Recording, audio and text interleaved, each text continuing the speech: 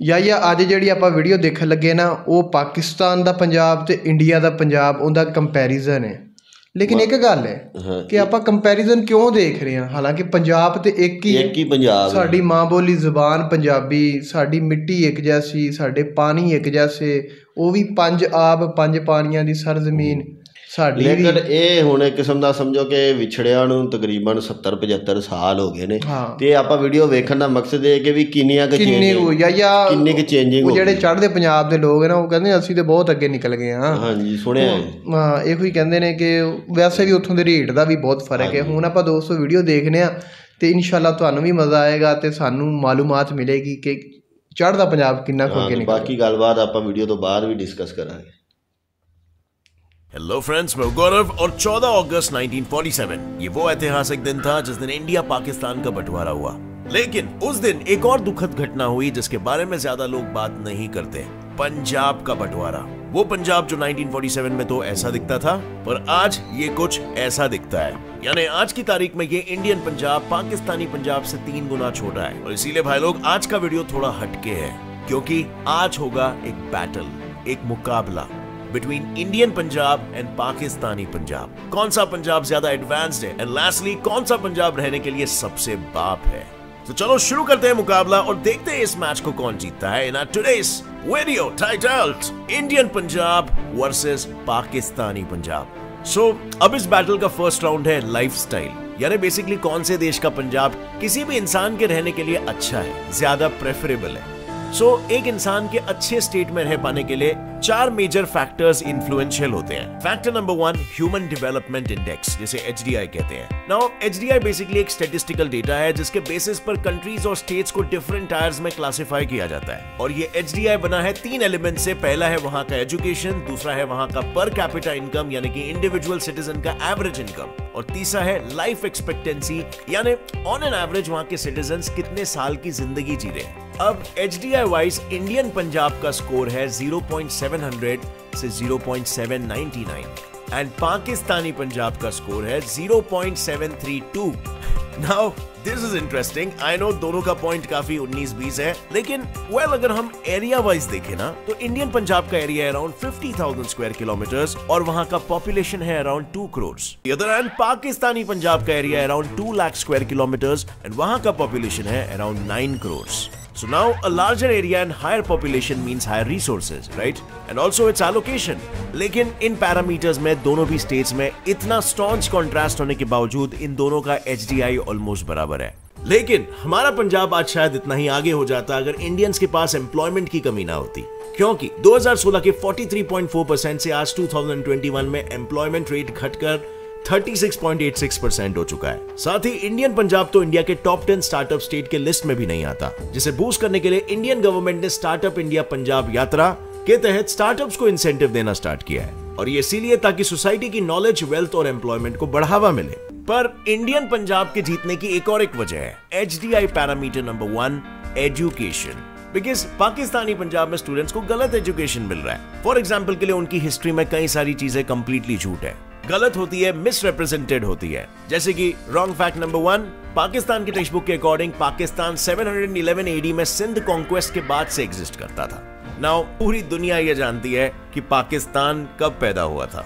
Wrong fact number 2, 1965 Indo Pakistan war में India के हारने और टेरिटरीज लूज करने के बाद इंडिया UN के पास जाकर सीज फायर के लिए रोने लगी और फिर जाके पाकिस्तान ने दरिया दिली दिखाते हुए इंडियन टेरिटरीज को वापस किया। Wrong fact number 3, during Pakistan Pakistani Muslims non Muslims की हेल्प कर रहे थे और इंडियन हिंदूज मुस्लिम्स पर सिर्फ एट्रोसिटीज क्रिएट कर रहे थे, जबकि दोनों तरफ से वायलेंस इक्वल था, इफ नॉट पाकिस्तान की तरफ से ज्यादा। Wrong fact number 4, 13th century में पाकिस्तान सिर्फ नॉर्दर्न इंडिया और बंगाल तक फैला था, लेकिन बाय 16th सेंचुरी पाकिस्तान ने पूरे इंडिया को ही कॉन्कर कर लिया। हर कोई जानता है ऐसा कभी हुआ नहीं। So anyway, coming back to our comparison, अब एक स्टेट में एक डिसेंट लाइफ बिताने के लिए दूसरी जो सबसे जरूरी चीज है ना वो है हमारा infrastructure, which is our factor number 2. So infrastructure wise Indian Punjab में अर्बनाइज्ड एरिया करीब 37.49% है, बट पाकिस्तानी पंजाब में यह है अराउंड 36.71%। सो यहाँ पर इंडियन पंजाब 1% ज्यादा अर्बनाइज्ड है। मतलब यहाँ पर थोड़े बेटर अर्बन फैसिलिटीज अवेलेबल है। फैक्टर नंबर 3 है ट्रांसपोर्टेशन। इंडिया से हल्का कम अर्बनाइज होने के बावजूद पाकिस्तानी पंजाब में आज की तारीख में मेट्रो ट्रेन और बस सर्विसेज अवेलेबल है, जो अनफॉर्चुनेटली अभी तक इंडियन पंजाब में शुरू नहीं हुई है। यहाँ पर अभी तक सिर्फ लोकल ट्रांसपोर्ट ही अवेलेबल है। So this point definitely goes to Pakistani Punjab. Factor number 4, crime rate. According to Pakistani Punjab police, December 2021 में वहां क्राइम रेट 44% डिक्रीज हुआ और ओवरऑल सिर्फ 44,000 केसेस रजिस्टर हुए। और वहीं 2013 की एक रिपोर्ट ने बताया पाकिस्तानी पंजाब के 29 लाख पॉपुलेशन ड्रग कंजम्पशन में इन्वॉल्व है। On the other hand, Indian Punjab में क्राइम रेट्स 13% इंक्रीज हुआ है, जिससे ओवरऑल रजिस्टर्ड केसेस का काउंट 82,000 क्रॉस कर चुका है। बट इंडियन पंजाब में drug consuming population only adds up to 8.6 lakh and recently इस काउंट में भी 40% का डिक्रीज भी हुआ है। सो क्राइम के रेट में Pakistani Punjab wins, whereas low drug consumption की रेस में इंडिया विंस। बट ओवरऑल इन सभी पॉइंट्स के विनर्स को जोड़कर Pakistan got 2 wins and India also got 2 wins. मतलब लाइफस्टाइल वाले राउंड में we have a draw. Now it's time for the second round, which is economy. अब इस राउंड में विनर टाइटल पाने के लिए दोनों पंजाब्स को दिखाना होगा कि कौन कितना अमीर है। So let's discuss about the overall GDP contribution of both the states. So Pakistani Punjab contributes 60% to its GDP and Indian Punjab only contributes 2.683% to its GDP। मतलब पाकिस्तानी पंजाब का कंट्रीब्यूशन ज्यादा है और इसीलिए पाकिस्तानी पंजाब विंस। पर of course Pakistani Punjab GDP contribution के साथ land area में भी इंडिया से काफी ज्यादा बड़ा है, राइट? एंड मोस्टली दोनों भी पंजाब की इकोनॉमी एग्रीकल्चर पर ही टिकी हुई है। सो चलो थोड़ा उसके बारे में भी जान लेते हैं। पाकिस्तानी पंजाब का पाकिस्तान के एग्रीकल्चर में कंट्रीब्यूशन 19% है और इनके मेजर क्रॉप्स की अगर बात करें तो है व्हीट एंड कॉटन। लेकिन इंडियन पंजाब के उससे 3 गुना स्मॉलर साइज के बाद भी इसका एग्रीकल्चरल कंट्रीब्यूशन 27.26% है, जिसमें मेजर कंट्रीब्यूटर्स है व्हीट एंड राइस। सो ये भी एक इंटरेस्टिंग पॉइंट है जिसमें हम कह सकते हैं kind of India wins, but इससे हमें उनकी इकोनॉमी के बारे में ज्यादा कुछ नहीं पता चल रहा है, तो यहाँ पर बेनिफिट ऑफ डाउट पाकिस्तान को दे दिया जाएगा। बट अगला पॉइंट जो इकोनॉमी को और बेहतर डिस्क्राइब करता है वो है जीडीपी पर कैपिटा इनकम, जहां पर इंडियन पंजाब का जीडीपी पर कैपिटा $2,622 स्टेट किया गया है, जबकि पाकिस्तानी पंजाब का जीडीपी पर कैपिटा $1,572 है। यानी कि जीडीपी पर कैपिटा अगर आपको नहीं पता तो इसका मतलब होता है कि ऑन एन एवरेज उस जगह का एक रहवासी कितना कमा रहा है।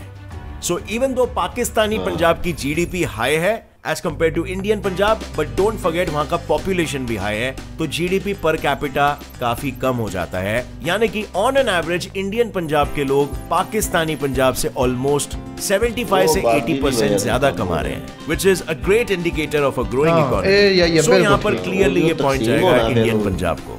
सो इस पॉइंट में भी कुछ कंक्लूसिवली नहीं कहा जा सकता। दोनों स्टेट्स के कुछ पॉइंट्स हैं जो उन्हें एक दूसरे से बेहतर बनाते हैं। But let's move on to the other point. Maybe इस पॉइंट में इंडिया या पाकिस्तान एक दूसरे को ओवरटेक कर ले, क्योंकि तीसरी चीज जो किसी भी स्टेट के लिए सबसे जरूरी होती है वो है उस स्टेट की political stability.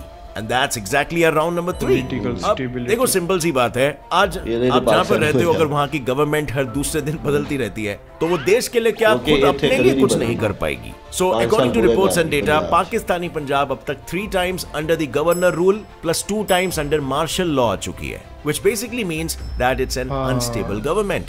But Indian Punjab on the other hand अभी तक इंडियन नेशनल कांग्रेस के हाथ में ही है, जो अब तक की वहां की लॉन्गेस्ट रूलिंग पार्टी रही है। So now obviously that equals to a stable government.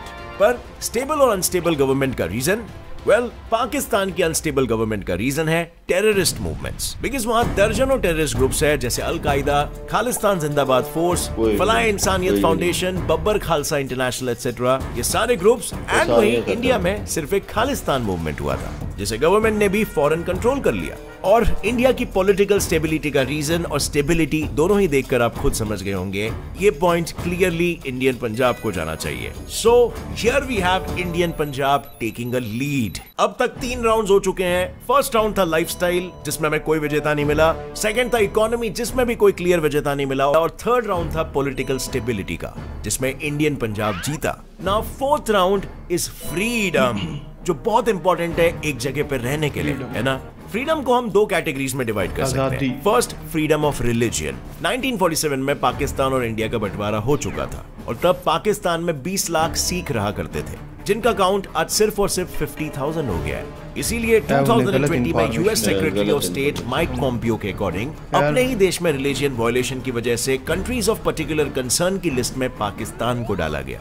And not only this, in the same year, Amnesty International Worldwide Human Rights Organization ने खुद पाकिस्तान से अपने देश में बसे माइनॉरिटी रिलीजन के रिलीजियस बिलीफ्स को प्रोटेक्ट कराने की बात की। बिकॉज इस्लामाबाद में बन रहे हिंदू टेम्पल के अगेंस्ट जैसे ही पब्लिक ने ऑपोजिशन दिखाया, गवर्नमेंट ने खुद ही इस प्रोजेक्ट को बंद कर दिया। पर एक तरफ पाकिस्तान को उनकी ही माइनॉरिटी पॉपुलेशन के राइट्स एंड बिलीफ्स को प्रोटेक्ट करने की याद दिलाई जा रही है, दूसरे तरफ है इंडियन पंजाब, जिसने अपने 20 मिलियन सिख पॉपुलेशन के लिए 5 मेजर रिलीजियस गुरुद्वारास के साथ 100 हिस्टोरिकल और कल्चरल गुरुद्वारास को इंडियन ने थोड़ी किया। सेकंड फ्रीडम होता है फ्रीडम ऑफ लैंग्वेज।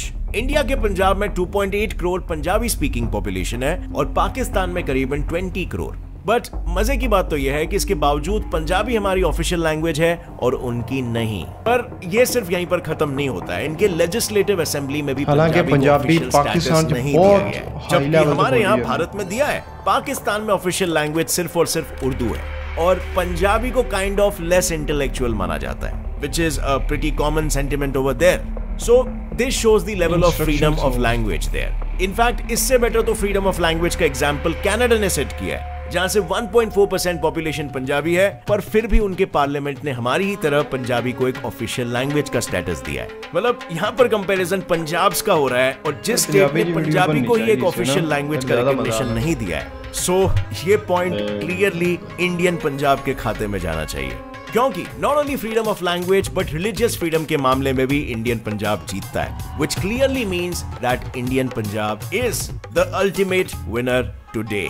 अब फ्रेंड्स, दोनों ही पंजाब अपने स्टेट्स के डेवलपमेंट में लगे हुए हैं और दोनों की इकोनॉमी काफी तेजी से ग्रो हो रही है। सो वी नेवर नो आगे भविष्य में कौन सा पंजाब किसको ओवरटेक कर ले। आपकी क्या राय है इसमें? लैंड पॉपुलेशन और रिसोर्सेज वाइज पाकिस्तानी पंजाब हमसे बहुत ज्यादा आगे है, लेकिन पाकिस्तान में इनका सही इस्तेमाल ना होने की वजह से because of political instability and terrorist groups Pakistan इनका पूरा फायदा नहीं उठा पा रहा है। और शायद इसी कंपैरिजन के बलबूते पर पंजाब के एक्स सीएम प्रकाश बादल जी ने कहा था, अगर इंडो पाकिस्तान के रिलेशंस बेहतर होते तो इसका सबसे ज्यादा फायदा हमारे पंजाब को होता, जिसे ट्रेड बूस्ट के साथ कई सारे फील्ड्स में बूस्ट देखने को मिलता। एनीवे, उम्मीद है इस वीडियो से कुछ आपको नया सीखने मिला। लाइक जरूर ठोकना और ये 2 वीडियोस बिल्कुल चेकआउट करना जो आपको स्क्रीन पर दिख रहे हैं, बहुत ही इंटरेस्टिंग वीडियोस है, आपका नॉलेज बढ़ाएंगे। And subscribe for more. See you in another one. जय हिंद। या ਆਪਾਂ ਕੰਪੈਰੀਜ਼ਨ ਦੇਖਿਆ ਤੇ ਕੰਪੈਰੀਜ਼ਨ ਅੱਛਾ ਉਹਨੇ ਕੀਤਾ, ਇਹ ਨਹੀਂ ਹੈ ਕਿ ਮਾੜਾ ਉਹਨੇ ਕੰਪੈਰੀਜ਼ਨ ਨਹੀਂ ਕੀਤਾ। ਚਲੋ ਤੁਸੀਂ ਉਹਨਾਂ ਨੇ ਜਿਹੜਾ ਕੰਪੈਰੀਜ਼ਨ ਕੀਤਾ ਨਾ ਉਹ ਪਾਕਿਸਤਾਨ ਤੇ ਇੰਡੀਅਨ ਕੀਤਾ ਮੇਰੇ ਹਿਸਾਬ ਨਾਲ, ਕਿਉਂਕਿ ਉਹ ਜ਼ਿਆਦਾਤਰ ਪਾਕਿਸਤਾਨ ਕਹਿ ਰਹੇ ਸੀ। ਜਿਸ ਤਰ੍ਹਾਂ ਉਹਨਾਂ ਨੇ ਕਿਹਾ ਜੀ ਕਈ ਮੂਵਮੈਂਟ ਨੇ ਉਹ ਪੰਜਾਬ 'ਚ ਨਹੀਂ ਹੈਗੀਆਂ, ਉਹ ਪਾਕਿਸਤਾਨ 'ਚ ਸਨ।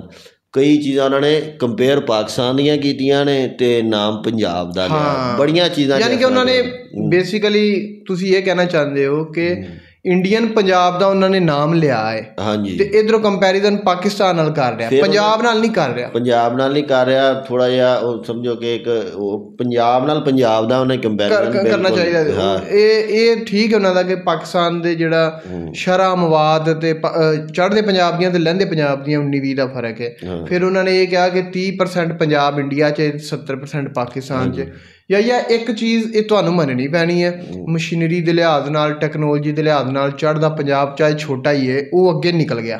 ਨਹੀਂ, ਉਹਨਾਂ ਨੇ ਨਾ ਉਹ ਚੀਜ਼ਾਂ 'ਤੇ ਗੱਲ ਹੀ ਨਹੀਂ ਕੀਤੀ। ਹਾਂ, ਡਿਵੈਲਪਮੈਂਟ 'ਤੇ, ਜਿਵੇਂ ਹੁਣ ਡਿਵੈਲਪਮੈਂਟ, ਚਲੋ ਆਪਾਂ ਕਰ ਲੈਂਦੇ, ਆਪਾਂ ਕਰਨੇ ਗੱਲ ਡਿਵੈਲਪਮੈਂਟ 'ਤੇ ਗੱਲ ਕਰਨੇ ਕਿ ਕਿਹੜੇ ਪੰਜਾਬ 'ਚ ਕਿੰਨੀ ਡਿਵੈਲਪਮੈਂਟ ਹੋਈ।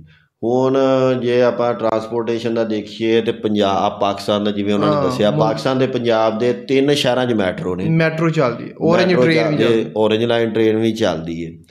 ਤੇ ਜਦਕਿ ਇੰਡੀਆ ਦੇ ਵਿੱਚ ਅਜੇ ਕਨਸੈਪਟ ਹੈ ਨਹੀਂ, ਇੰਡੀਆ ਦੇ ਪੰਜਾਬ 'ਚ ਮੇਰਾ ਖਿਆਲ ਇੰਡੀਆ ਦੇ ਲੇਕਿਨ ਅਗਰ ਟਰੈਕਟਰਾਂ ਜਾਂ ਟੈਕਨੋਲੋਜੀ ਜਾਂ ਟਰੈਕਟਰਾਂ ਨੂੰ ਦੇਖੀਏ ਤੇ ਇੰਡੀਆ ਦਾ ਪੰਜਾਬ ਉਹ ਪਾਕਿਸਤਾਨ ਨਾਲ ਬਹੁਤ ਅੱਗੇ। ਜ਼ਿਕਰੀਆ ਉਹਦੇ 'ਚ ਗੌਰਮੈਂਟਾਂ ਨਹੀਂ ਨਾ ਇਨਵਾਲਵ, ਆਪਾਂ ਇਹ ਵੇਖਣਾ ਗੌਰਮੈਂਟਾਂ ਜਿਹੜੀ ਚੀਜ਼ 'ਚ ਇਨਵਾਲਵ ਨੇ। ਵੀ ਯਾਰ ਗੌਰਮੈਂਟ ਨੂੰ ਤੂੰ ਛੱਡ, ਆਪਾਂ ਸਿਰਫ ਆਪ ਕਾਮਨ ਮੈਨ ਦੇ ਹਿਸਾਬ ਨਾਲ ਇਹ ਸੋਚੇਗਾ ਨਾ ਵੀ। ਹੁਣ ਤੂੰ ਮੈਨੂੰ ਇੱਕ ਗੱਲ ਦੱਸ, ਆਪਾਂ ਲੜਦੇ ਨਹੀਂ ਇਹਦੇ 'ਚ, ਆਪਾਂ ਹੁਣ ਇੰਡੀਆ ਦੇ ਵਿੱਚ, ਇੰਡੀਆ ਦੇ ਪੰਜਾਬ ਦੇ ਵਿੱਚ, ਚੜ੍ਹਦਾ ਪੰਜਾਬ ਜਿਹਨੂੰ ਕਿਹਾ ਜਾਂਦਾ, ਉੱਥੇ ਅੱਲਾ ਦੇ ਬੰਦਿਆਂ 200 ਯੂਨਿਟ ਬਿਜਲੀ ਸਾੜਨ ਵਾਲੇ ਦਾ ਬਿੱਲ ਹੀ ਕੋਈ ਨਹੀਂ।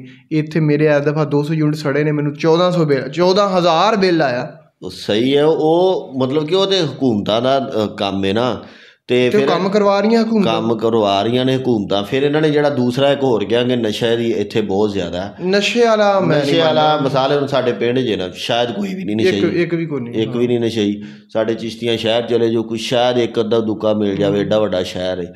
ਤੇ ਹਾਂ ਲਾਹੌਰ ਦੇ ਵਿੱਚ ਥੋੜ੍ਹੇ ਬਹੁਤ ਲੋਕ ਹੈਗੇ ਨੇ ਜਿਹੜੇ ਇੰਜੈਕਸ਼ਨ ਵਗੈਰਾ ਲਾ ਲੈਂਦੇ, ਮਤਲਬ ਕਿ ਨਸ਼ਾ ਦੀ ਜਿਹੜੀ ਸ਼ਰ੍ਹਾ ਇਹਨਾਂ ਨੇ ਦੱਸੀ ਹੈ ਨਾ ਉਹ ਨਹੀਂ ਹੈਗੀ, ਉਹ ਨਹੀਂ ਹੈਗੀ। ਉਹ ਅਗਰ ਤੁਸੀਂ ਉਹਨੂੰ ਕੰਪੈਰੀਜ਼ਨ ਕਰਦੇ ਪਏ ਜੇ ਵੀ 27,000 ਨਸ਼ਈ ਨੇ ਜਾਂ ਨਸ਼ਾ ਕਰਨ ਵਾਲੇ ਲੋਕ ਨੇ ਜਾਂ 28,000 ਨੇ, ਤੇ ਤੁਸੀਂ ਆਬਾਦੀ ਵੀ ਤਾਂ ਵੇਖੋ ਨਾ 12 ਕਰੋੜ। ਯਾਰ ਆਬਾਦੀ ਨੂੰ ਤੂੰ ਛੱਡ, ਮੈਂ ਨੋਟ ਕੀਤਾ ਨਾ, ਚੜ੍ਹਦਾ ਪੰਜਾਬ ਲਹਿੰਦੇ ਪੰਜਾਬ ਤੋਂ ਅੱਗੇ ਜਾ ਰਿਹਾ।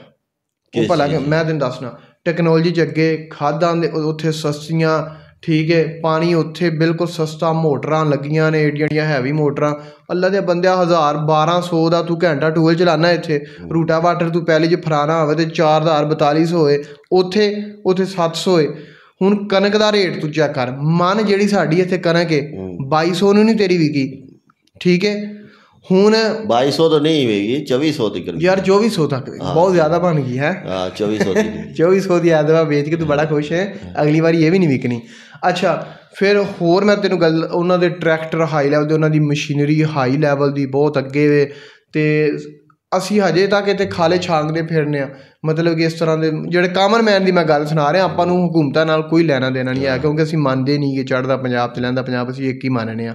ਲੇਕਿਨ ਉਹ ਅੱਗੇ ਨਿਕਲ ਚੁੱਕੇ ਕਿਉਂਕਿ ਹਕੂਮਤ ਨੇ ਉਹਨਾਂ ਨੂੰ ਬੜਾ ਪ੍ਰੋਟੈਕਸ਼ਨ ਦਿੱਤੀ, ਨਹੀਂ ਪ੍ਰੋਟੈਕਸ਼ਨ ਵੀ ਦਿੱਤੀ ਹੈ। ਸਹੀ, ਇੰਡੀਆ ਦੇ ਪੰਜਾਬ ਦੇ ਵਿੱਚ ਉਹਨਾਂ ਨੂੰ ਗੌਰਮੈਂਟ ਨੇ ਬੜਾ ਸਰਾਹਿਆ, ਉਹਨਾਂ ਦੇ ਐਗਰੀਕਲਚਰ ਦੇ ਸਿਸਟਮ ਨੂੰ ਉੱਤੇ ਲੈ ਕੇ ਆਏ ਨੇ।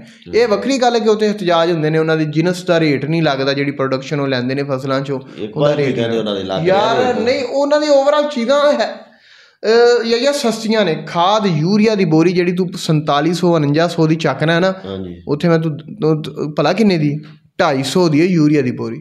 DAP ਜਿਹੜੀ ਤੂੰ ਇੱਥੋਂ 14,000 ਦੀ ਚੱਕ ਰਿਹਾ ਨਾ, ਉੱਥੇ 1400 ਦੀ ਵੀ ਨਹੀਂ ਗੀ। ਹੁਣ ਮੇਰੀ ਗੱਲ ਸੁਣਾ, ਪਾਕਿਸਤਾਨ ਦੇ ਵਿੱਚ ਇਸ ਸਾਲ ਸ਼ਾਇਦ ਇhtਜਾਜ ਕੀਤਾ ਹੋਵੇ ਕਿਸਾਨਾਂ ਨੇ।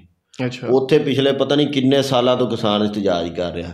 ਉੱਥੇ ਕਿਸਾਨ ਦੀ ਖੁਦਕੁਸ਼ੀ ਦੀ ਰੇਸ਼ੋ ਕਿੰਨੀ ਜ਼ਿਆਦਾ, ਆਪਣਾ ਇੱਕ ਕਿਸਾਨ ਨੇ ਖੁਦਕੁਸ਼ੀ ਕੀਤੀ, ਉੱਥੇ ਵੀ ਨਹੀਂ ਕਰਦੇ ਜਾਈ ਇਹ ਗੱਲ। ਉਹ ਆਏ ਦਿਨ ਵੀਡੀਓ 'ਚ ਉਹਨਾਂ 'ਚ ਸੁਣਦਾ, ਮੈਂ ਇhtਜਾਜ ਇਹ ਦੇਖੇ ਨੇ ਕਿ ਇਹ ਉੱਥੋਂ ਦਾ ਜਿਹੜਾ ਕਿਸਾਨ ਹੈ ਉਹ ਕਰਜ਼ਾਈ ਹੈ, ਉਹਦੇ 'ਤੇ ਕਰਜ਼ਾ ਹੈ, ਹਰ ਵਕਤ ਬੈਂਕ ਦਾ ਕਰਜ਼ਾ ਰਹਿੰਦਾ। ਪਾਕਿਸਤਾਨ ਦਾ ਕਿਸਾਨ ਕਦੀ ਕਰਜ਼ੇ ਥੱਲੇ ਹੋਇਆ ਹੀ ਨਹੀਂ। ਇਹ ਗੱਲ ਤੇ ਤੁਸੀਂ ਕਿਸ ਲੌਜਿਕ ਦੇ ਤਹਿਤ ਇਹ ਕਹਿ ਰਹੇ ਕਿ ਉੱਥੋਂ ਦਾ ਕਿਸਾਨ ਕਰਜ਼ਾਈ ਹੈ? ਦੋਸਤੋ ਕਮੈਂਟ 'ਚ ਜ਼ਰੂਰ ਦੱਸਣਾ, ਕਿਆ ਚੜ੍ਹਦੇ ਪੰਜਾਬ ਦੇ ਕਿਸਾਨ ਕਰਜ਼ਾਈ ਨੇ? ਕਰਜ਼ੇ ਦੇ ਥੱਲੇ ਰਹਿੰਦੇ ਨਾ। ਵੀਡੀਓ ਉਹ ਆਏ ਦਿਨ ਵੇਖੋਗੇ, ਉਹ ਟਰੈਕਟਰ ਵੇਚਣਾ ਪੈਂਦਾ, ਉਹ ਫਿਲਮਾਂ, ਜ਼ਾਹਿਰੀ ਗੱਲ ਹੈ ਕਿ ਅਸੀਂ ਅੰਦਾਜ਼ਾ ਲਾ ਰਹੇ ਜਿਵੇਂ ਹੁਣ ਫਿਲਮਾਂ 'ਚ ਦੇਖੀਦਾ, ਵੀਡੀਓਜ਼ ਦੇ ਵਿੱਚ ਦੇਖੀਦਾ। ਆਪਣੇ ਪਾਕਿਸਤਾਨ ਪੰਜਾਬ 'ਚ ਇੱਕ ਬੰਦੇ ਨੇ ਖੁਦਕੁਸ਼ੀ ਕੀਤੀ ਕਿਸਾਨ ਨੇ ਪਿਛਲੇ ਦਿਨਾਂ 'ਚ, ਉਹ ਪਤਾ ਨਹੀਂ ਉਹਨਾਂ ਦੇ ਕੀ ਰੀਜ਼ਨ ਸੀ, ਘਰੇਲੂ ਮਸਲਾ। ਲੇਕਿਨ ਉਹ ਚੜ੍ਹਦੇ ਪੰਜਾਬ 'ਚ ਵੀ ਆਈ ਹੈ ਇਹ ਚੀਜ਼ ਨਹੀਂ। ਤੇ ਫਿਰ ਤੁਸੀਂ ਕਿਸਾਨ ਅੰਦੋਲਨ ਕਿੰਨਾ ਹੋਇਆ? ਕਿਸਾਨ ਅੰਦੋਲਨ ਤੇ ਤਾਂ ਹੋਇਆ ਨਾ ਕਿ ਹੁਣ ਪੰਜਾਬ ਉੱਥੇ ਛੋਟਾ 30% ਹੈ, ਠੀਕ ਹੈ। ਉਹ ਫਿਰ ਸਾਰੀ ਜਿਨਸ ਆਪਣੀ ਮਰਜ਼ੀ ਨਾਲ ਚੱਕ ਲੈਂਦੇ ਨੇ। ਹੁਣ ਤੇਰੇ ਇੱਥੇ 70% ਪੰਜਾਬ ਹੈ, ਤੇ ਤੇਰੀ ਜਿਨਸ ਜਿਹੜੀ ਤੂੰ ਚੱਕਣਾ ਫਸਲ 'ਚੋਂ, ਝੋਨਾ, ਮਕਈ, ਕਪਾਹ, ਫਿਰ ਉਸ ਤੋਂ ਇਲਾਵਾ ਕਣਕ, ਤੇਰਾ ਕੀ ਰੇਟ ਲੱਗਦਾ? ਯਾਰ ਗੱਲ ਰੇਟ ਦੀ ਨਹੀਂ ਗੀ। ਹੁਣ ਤੂੰ ਮੈਨੂੰ ਇੱਕ ਗੱਲ ਦੱਸ, 14,000 ਦੀ DAP ਪਾ ਕੇ ਤੂੰ 2200 ਨੂੰ ਮਨ ਕਣਕ ਵੇਚਣਾ, ਤੈਨੂੰ ਪੂਰੀ ਪੈ ਜਾਂਦੀ? ਤੇਰੀ ਪੂਰੀ ਨਹੀਂ ਪੈਂਦੀ, ਲੇਕਿਨ ਗੌਰਮੈਂਟ ਦੀ ਵੀ ਪੂਰੀ ਨਹੀਂ ਪੈਂਦੀ। ਉਹਨਾਂ ਦੀ ਗੌਰਮੈਂਟ 250 ਨੂੰ ਯੂਰੀਆ ਦੀ ਬੋਰੀ ਦੇ ਰਹੀ ਹੈ, ਜਿਹੜੀ ਤੂੰ 4900 ਨੂੰ ਚੱਕਣਾ ਪਿਆ। ਹੋ ਨਹੀਂ ਸਕਦਾ ਯਾਰ, 250 ਦੀ ਬੋਰੀ। ਯਾਰ ਤੂੰ ਪੁੱਛ, ਇੱਥੇ ਕਮੈਂਟ ਆਉਣਗੇ, ਆਪਾਂ ਨੂੰ ਯਕੀਨ ਕਰ, ਤੈਨੂੰ ਇਹ ਮੰਨਣਾ ਪੈਣਾ। ਮੇਰੀ ਸਿੱਖਾਂ ਦੇ ਨਾਲ ਭਰਾਵਾਂ ਨਾਲ ਗੱਲ ਹੁੰਦੀ ਹੈ, ਉਹ ਕਹਿੰਦੇ ਨੇ ਕਿ ਤੁਸੀਂ ਤਾਂ ਬਹੁਤ। ਹੁਣ ਮੇਰੀ ਗੱਲ ਸੁਣੀ, ਤੂੰ ਹੌਸਲਾ ਨਹੀਂ ਕਰਦਾ ਪਿਆ। ਇੰਡੀਆ ਦਾ ਪੰਜਾਬ ਜਿਹੜੀ ਸ਼ਾਇਦ ਤੂੰ ਅੱਗੇ ਵੇਖਣਾ ਹੈ ਨਾ, ਉਹ ਮੈਂ ਤੈਨੂੰ ਦੱਸਣਾ, ਉਹ ਸਾਰੇ ਚਲੇ ਗਏ ਨੇ ਬਾਹਰ। ਉਹ ਸੈਲਫ ਮੇਡ ਨੇ, ਆਪਣਾ ਪੈਸਾ ਬਾਹਰੋਂ ਭੇਜਦੇ ਨੇ ਆਪਣੇ ਲੋਕਾਂ ਨੂੰ ਜਿਹੜੇ ਪਿੱਛੇ ਨੇ, ਉਸ ਪੈਸੇ ਦੇ ਥਰੂ ਉਹ ਆਪਣੇ ਆਪ ਨੂੰ ਬਚਾ ਰਹੇ ਨੇ। ਤੁਹਾਡੇ ਪੰਜਾਬ 'ਚੋਂ ਕਿੰਨਾ ਕੁ ਲੋਕ ਬਾਹਰ ਜਾਂਦਾ? ਕੋਈ ਵੀ ਨਹੀਂ ਹੈ। ਤੇਰੇ ਅਮਰੀਕਾ ਕੈਨੇਡਾ 'ਚ ਪਰਸੈਂਟੇਜ ਵੇਖ ਲਓ, ਯੂਰਪ 'ਚ ਪਰਸੈਂਟੇਜ ਵੇਖ ਲਓ, ਕੋਈ ਨਹੀਂ। 20 ਲੱਖ ਤਕਰੀਬਨ ਕੈਨੇਡਾ 'ਚ ਸਿੱਖ ਪੰਜਾਬੀ ਉੱਧਰੋਂ ਗਿਆ, ਤੇ 2 ਕਰੋੜ ਦੇ ਵਿੱਚੋਂ ਇਹ ਵੀ ਵੇਖ 2 ਕਰੋੜ। ਮੇਨ ਚੀਜ਼ ਇਹ ਵੇਖ, ਪੰਜਾਬ 'ਚ ਪੈਸਾ ਆਉਣਾ ਚਾਹੀਦਾ, ਆਉਂਦਾ ਪਿਆ ਕਿ ਨਹੀਂ? ਪੈਸਾ ਪੰਜਾਬ 'ਚ ਆਉਣ ਦਿਆ, ਉਸ ਚੀਜ਼ ਦਾ ਤੂੰ ਲਿੰਕ ਇਸ ਚੀਜ਼ ਨਾਲ ਨਾ ਜੋੜ। ਫਿਰ ਉਹ ਹੋਰ ਪਰ ਕੈਪੀਟਾ ਆਮਦਨੀ ਤੇ HDI ਸੇਮ ਨੇ। ਉਹ ਜਦੋਂ HDI ਹਿਊਮਨ ਡਿਵੈਲਪਮੈਂਟ ਇੰਡੈਕਸ ਜਿਹੜਾ ਸੇਮ ਹੈ ਤਕਰੀਬਨ, ਉਹ ਤੋਂ ਇੱਕ ਦੱਸ ਕੇ 2 ਬੰਦਿਆਂ ਦਾ ਸੇਮ ਕਰਨਾ ਜ਼ਰੂਰੀ ਹੈ ਜਾਂ 10 ਬੰਦਿਆਂ ਦਾ ਸੇਮ ਨੂੰ ਉਹ ਬਰਾਬਰ ਤੇ ਤਕਸੀਮ ਲਿਆ ਕੇ ਮੁਸ਼ਕਿਲ ਹੈ ਜਾਂ ਆਸਾਨ ਹੈ। ਮੈਂ ਇਹ ਕਹਿੰਦਾ, ਇਹ ਨਹੀਂ ਕਹਿੰਦਾ ਕਿ ਇੰਡੀਅਨ ਪੰਜਾਬ ਡਾਊਨ ਹੈ, ਮੈਂ ਕਹਿੰਦਾ ਕਿ ਦੋਵੇਂ ਤਕਰੀਬਨ ਬਰਾਬਰ ਨੇ ਯਾਰ। ਇਹ 70% ਉਹ 30%, ਹਾਂ ਤੇ 70% ਫਿਰ ਵੀ ਅਸੀਂ ਬਰਾਬਰ ਉਹਨਾਂ ਦੇ, ਅੱਲਾ ਦੇ ਬੰਦੇ ਹੋ। ਤੁਹਾਨੂੰ ਤੇ ਅੱਗੇ ਨਿਕਲਣਾ ਚਾਹੀਦਾ। ਕਿਵੇਂ ਨਿਕਲਣਾ ਚਾਹੀਦਾ? ਤੁਹਾਡੀ ਆਬਾਦੀ ਜ਼ਿਆਦਾ, ਤੁਸੀਂ ਪ੍ਰੋਡਕਸ਼ਨ, ਤੁਹਾਡਾ ਪੰਜਾਬ ਕਿੱਡਾ ਵੱਡਾ, ਤੁਹਾਡੀ ਹਰ ਚੀਜ਼ ਦੀ ਕੰਜ਼ੰਪਸ਼ਨ ਵੀ ਜ਼ਿਆਦਾ। ਜਦੋਂ ਤੁਹਾਡੀ ਆਬਾਦੀ ਜ਼ਿਆਦਾ, ਤੁਹਾਨੂੰ ਹਰ ਚੀਜ਼ ਦੀ ਜ਼ਰੂਰਤ ਵੀ ਜ਼ਿਆਦਾ। ਦੋਸਤੋ ਤੁਸੀਂ ਜ਼ਰੂਰ ਕਮੈਂਟ 'ਚ ਦੱਸਿਆ ਜੇ ਕਿ ਭਾਈ ਯਾਹੀਆ ਸਹੀ ਕਹਿ ਰਹੇ ਨੇ ਕਿ